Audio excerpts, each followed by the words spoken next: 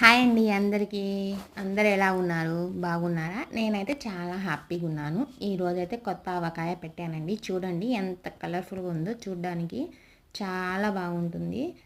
ఈ ఇయర్లో లాస్ట్ వచ్చే మామిడికాయలండి. వీటినైతే పునాస్ మామిడికాయలు అంటారు. అయ్యే అంటారో లేదో నాకు కూడా అంత ఐడియా లేదు. పేరైతే పునాసో పునాస్ అనుకుంటాను. పునాస్ మామిడికాయలు అంటారు. చాలా అంటే చాలా పుల్లగా ఉంటాయి.